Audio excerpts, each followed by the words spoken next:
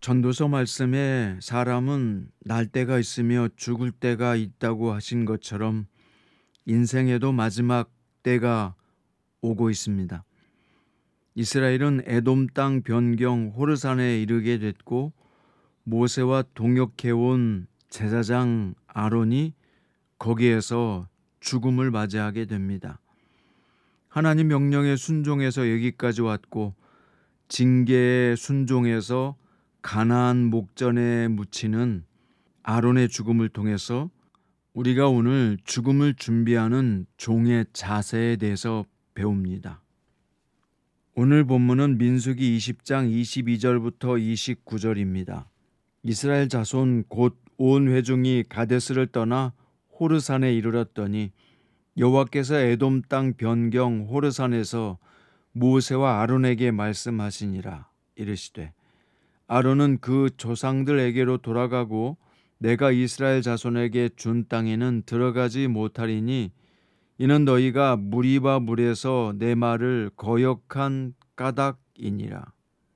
너는 아론과 그의 아들 엘라사를 데리고 호르산에 올라 아론의 옷을 벗겨 그의 아들 엘라살에게 입히라. 아론은 거기서 죽어 그 조상에게로 돌아가리라. 모세가 여호와의 명령을 따라 그들과 함께 회중의 목전에서 호르산에 오르니라. 모세가 아론의 옷을 벗겨 그의 아들 엘라살에게 입히매 아론이 그 산 꼭대기에서 죽으니라. 모세와 엘라살이 산에서 내려오니 온 회중 곧 이스라엘 온 족속이 아론이 죽은 것을 보고 그를 위하여 30일 동안 애곡하였더라. 아멘. 오늘 말씀의 제목은 죽음을 통해 배우다입니다.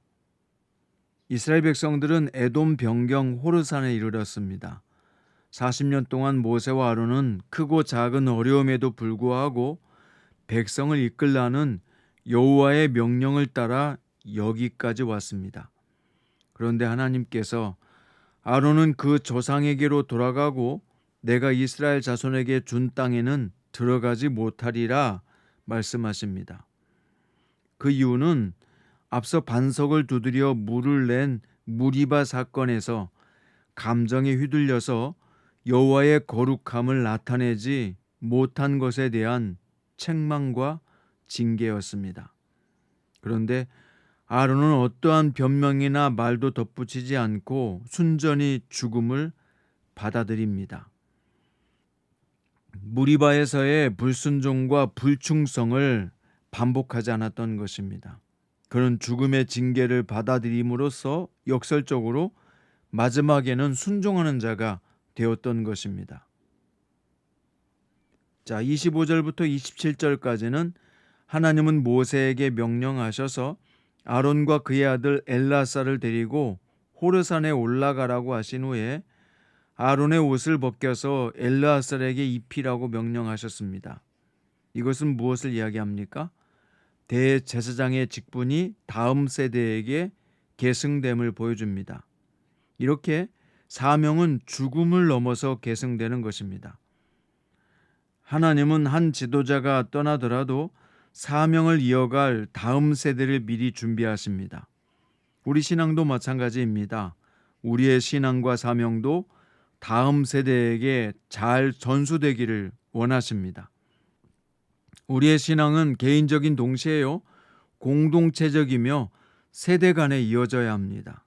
부모는 자녀에게 믿음을 가르치고 교회 공동체는 다음 세대가 신앙을 계승할 수 있도록 잘 준비시켜야 하는 것입니다. 그것이 우리 먼저 믿은 자들의 책임과 사명이죠. 자, 이어서 28절에서 29절에 보면 모세는 하나님의 명령대로 행해서 아론의 옷을 엘르아살에게 입혔고 아론은 호르산 꼭대기에서 죽었습니다. 그리고 모세와 엘르아살이 산에서 내려오자 온 회중이 아론의 죽음에 슬퍼하며 30일을 애곡했다고 기록되어 있습니다. 신명기 1장에 보면 모세가 같은 해에 11월 1일에 신명기 말씀을 고별 설교로 남겼으니까 같은 해에 두 명의 중요한 지도자가 모두 떠났다고 볼 수 있습니다. 모세와 아론을 보면요, 둘 다 공로도 있었지만 허물도 있었습니다. 대단했던 그들도 하나님 앞에서는 죽을 수밖에 없는 불완전한 존재인 것을 본문을 통해서 깨닫게 합니다. 여러분, 그렇습니다. 죽음은 모든 인간이 피할 수 없는 현실이자 운명입니다. 여기 말씀을 전하는 저도, 말씀을 듣는 여러분도 언젠가는 죽게 되어 있습니다. 이것을 부인할 사람은 없을 것입니다. 과연 30년, 50년이 지나면 우리는 과연 이 땅에 몇 명이나 남아 있을까요? 우리는 장례식장에 조문하러 가지만 언젠가 우리가 장례식장의 주인공이 될 때가 오고 있습니다. 그런데 중요한 것은 믿는 자에게 죽음은 끝이 아니라 하나님과의 감격적인 만남이 이루어지는 순간이 죽음이라는 것입니다. 그래서 우리는 하나님 앞에서 우리의 삶을 정직하게 돌아보고요, 믿음 안에서 죽음을 준비하는 지혜로운 성도의 삶을 살아야 합니다. 우리는 앞으로 주변의 소중한 사람들이 떠나는 것을 보게 될 것입니다. 더 많이 보게 될 것입니다. 중요한 것은 우리가 그 죽음을 통해서 배워야 하는 것입니다. 죽음을 통해서 나의 삶을 어떻게 살 것인가를 반추해 보아야 하는 것입니다. 산에서 나무를 캐다가 정원수로 키우게 되면요, 가지치기를 잘해야 합니다. 산에 있는 나무는 제멋대로 커도 상관없지만 정원수는 그렇지 않습니다. 여러분, 우리는 하나님의 정원에서 자라고 있는 정원수와 같습니다. 하나님의 정원수가 되려면 가지치기를 잘해야 합니다. 끊을 것을 끊고 키울 것은 키우는 사람이 되어야 되는 것입니다. 성령의 9가지 열매 중에 절제라는 것이 있잖아요. 이 절제를 잘 적용해야 합니다. 충성의 절제를 하면 어떻게 되겠어요? 사랑하는 일에 절제하면 어떻게 되겠어요? 그건 아니겠죠. 정욕과 욕심과 탐욕의 절제를 해야지 하나님의 말씀의 뜻에 순종하고 헌신하는 일에 절제하면 안 되는 것입니다. 바로 끊을 것을 끊는다는 것이 그런 의미죠. 하나님 나라의 정원수가 되려면 가지치기를 잘해야 된다. 끊을 것을 잘 끊어야 된다. 명심하십시오. 그래야 우리에게 주어진 사명을 마지막까지 잘 멋지게 훌륭하게 감당해 낼 수 있습니다. 오늘 내가 무엇을 끊고 무엇을 진중하게 받아들여야 되는지 지혜롭게 판단하고 생각해보는 복된 시간 되시기 바랍니다. 말씀의 결론입니다. 아론의 죽음을 통해 순종과 사명의 계승과 그리고 믿음으로 죽음의 준비를 하는 성도의 모습을 보여주고 있습니다. 중요한 지도자가 죽었으나 하나님의 계획에는 막힘이 없이 계속되었습니다. 왜냐하면 사명과 직분은 없어지는 것이 아니라 계승되는 것이기 때문입니다.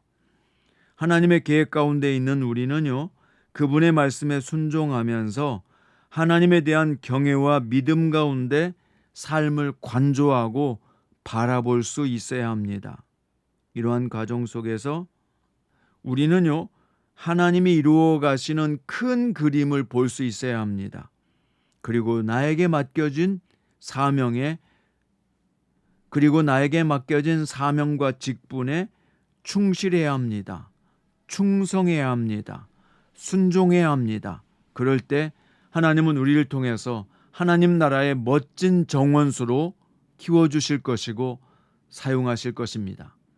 사랑하는 여러분, 여러분의 삶의 자리에서 아론의 죽음을 통해서, 주변 사람들의 죽음을 통해서 진정한 삶이 무엇인가를 깨닫고 바른 길 가는 건강한 하나님의 백성들 되시기를 주의 이름으로 축원드립니다.